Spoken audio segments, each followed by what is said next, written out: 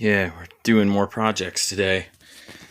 Today, we're going to attempt to resolve the buzzing problem with this Mitsubishi CS-2720R from 1989. Set's been vegging out in the closet because I've been using the Magnavox up there for a while. This last time we saw it was in the Tale of Two TVs, and yeah, she's got a buzzing problem. It's causing the picture to flicker, and I think I've traced down where the problem just might be. Back here, I think we have some sparkles coming from the anode cap right about here. And a way to resolve that is dielectric grease. And right here I have my redneck discharge tool, which involves a long coaxial cable, 2 hibachi skewers taped together, some foil tape, and an alligator clip. Just go ahead and clip it to the ground for the coax, because it goes to the ground for everything else. I know because I toned it out with my VOM. And then we're going to so the plan is we're going to take the back off this set. We're going to discharge the anode cap. And then we're going to take the anode cap off. And then we're going to take the anode cap off. Then we're going to apply some of this dielectric grease, both the inside and the outside of the anode cap, just to make sure that I don't get any electricity coming out. I'm going to plug this sucker in and pick a device. Maybe my Tandy 1000, maybe my Nintendo. Maybe we'll just plug an NEC Versa in via composite. Who knows? We'll try something with this thing. But either way, hopefully this will get it one step closer, because then I can eventually put it up here and finish degaussing this thing, and it'll actually be kind of a good little TV set. And I'm actually going to order a degaussing wand once that's done. Maybe a little later, if I feel more up to it, I'll get some wood grain stuff for this. And then I'll probably use this set because I can actually take the composite output from this set, from anything that goes into it, coax, cable, whatever, and output it to composite, and then I don't have to screw around with my recording rig much anymore. Anyway, we'll get to it.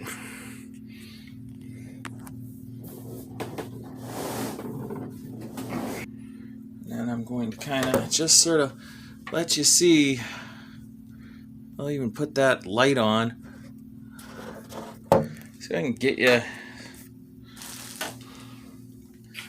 I'll just peel this back.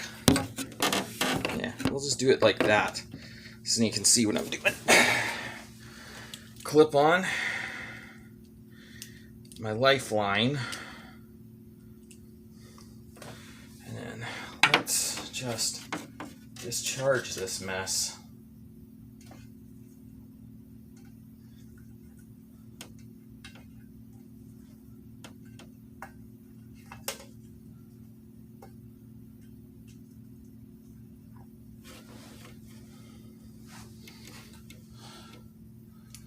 Need a little more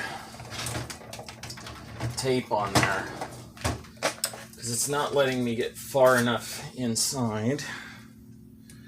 So you can kind of see where I'm doing here.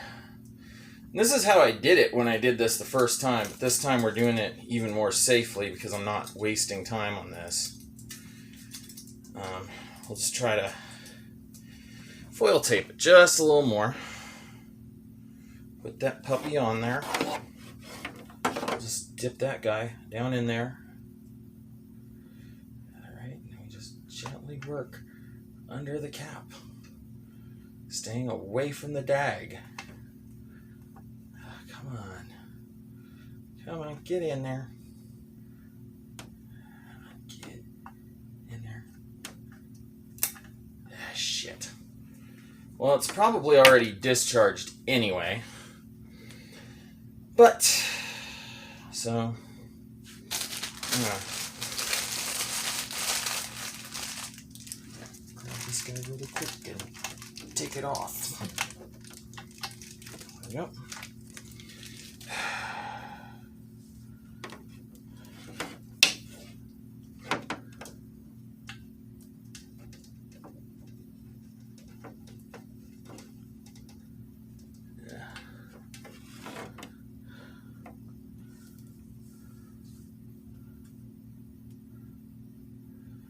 Okay, so So you can see there's some dag still around there. I'm going to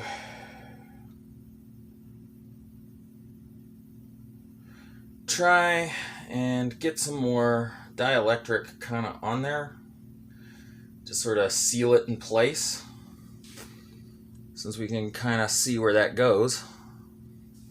I'm also going to check the anode cap condition, maybe even put some of the stuff here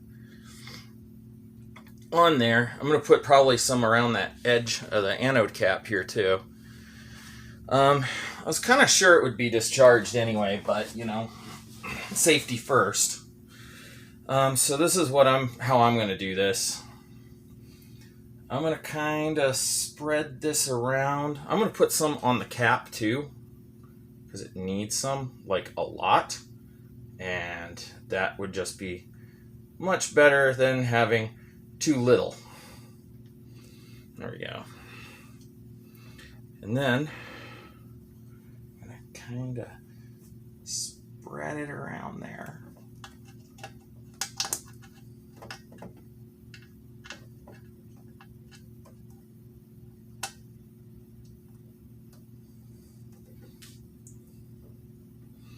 Then we're going to kind of spread it around some more around the edges of the cap.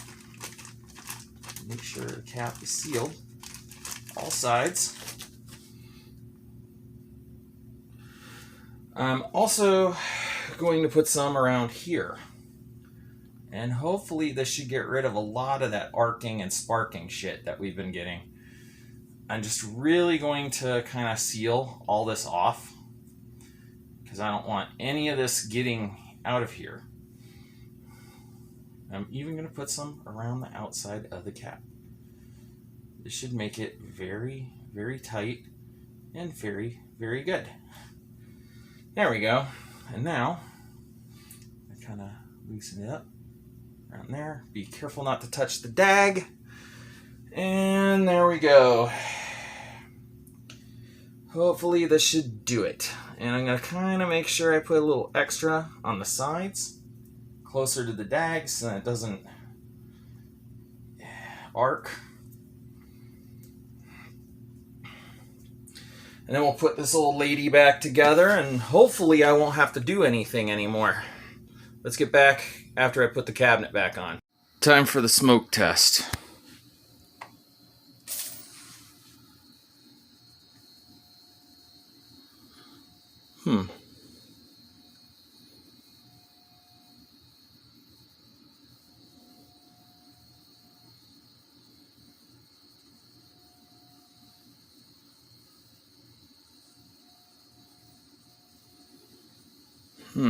Sounds like it's still buzzing.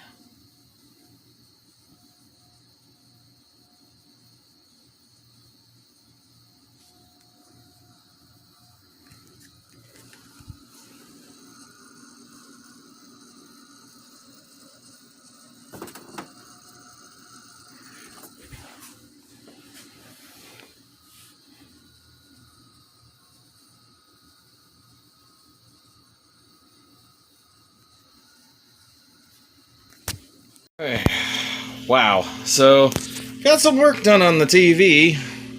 It's the Mitsubishi CS-2720R, 27-inch CRT color TV. She's still buzzing a little bit. I think I might be able to back down the flyback just a little bit, but I've actually been able to kind of get the screen satisfactory enough that I'm willing to live with it. So I kind of want to conserve my Magnavox and use this for a while, because I really like this TV. I think it's really got a lot going for it, and yeah. So I think we're going to use this for a while, buzzing or not, because check this out. 90% of the time I'm on YouTube, I don't even have a problem with the picture, color, or anything. Yeah, we're playing Nintendo on YouTube. Let's see what the colors look like now. So now everything's starting to look the way it's supposed to. And I can plug more crap in, and it's going to look a lot nicer. So, here we go.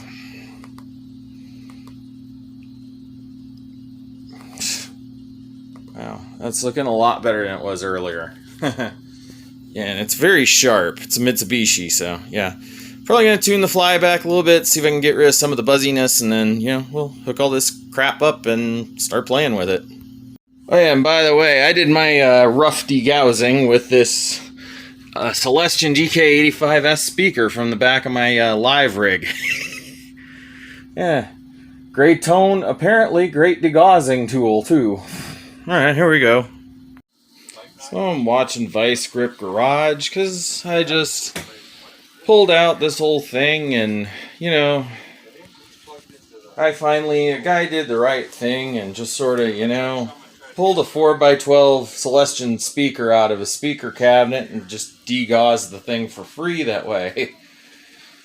It's going to be much nicer having the setup because then I can actually direct pull stuff off the freaking TV. So let's take a look at it, shall we?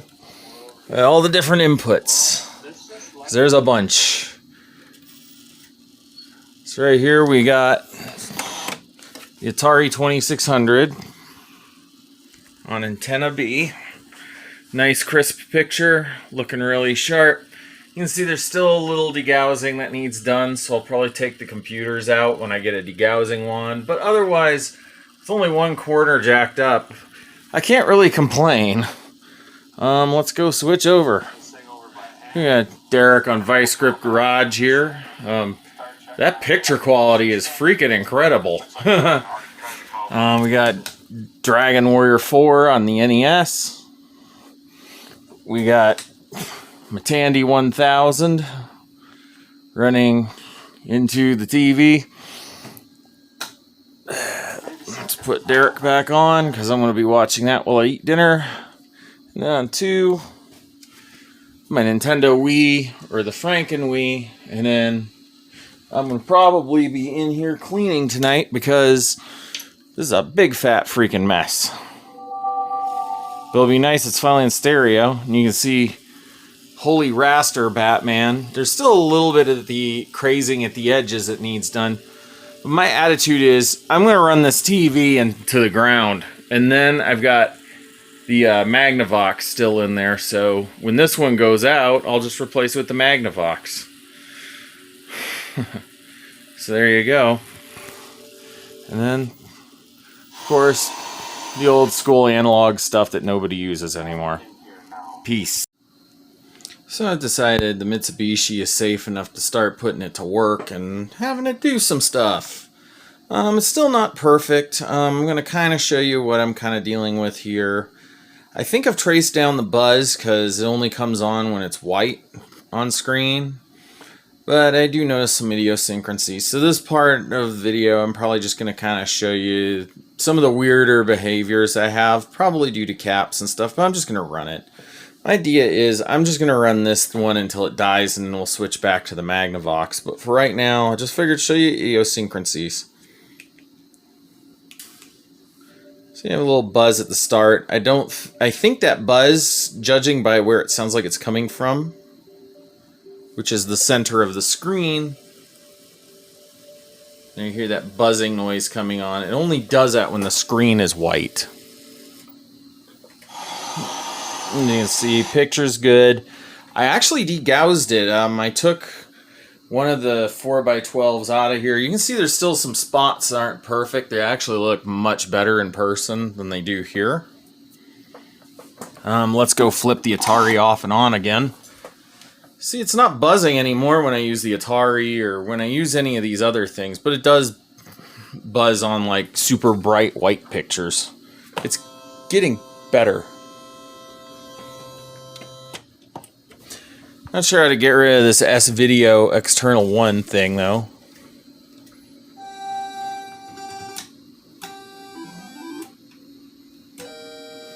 Seem to be having a problem with this.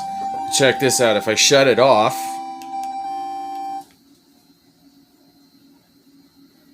well, I'll show you in a moment. So it's been about 4 or 5 days. It's still buzzing, but it only really does it on these really bright screens like this one. Like the one for my Wii.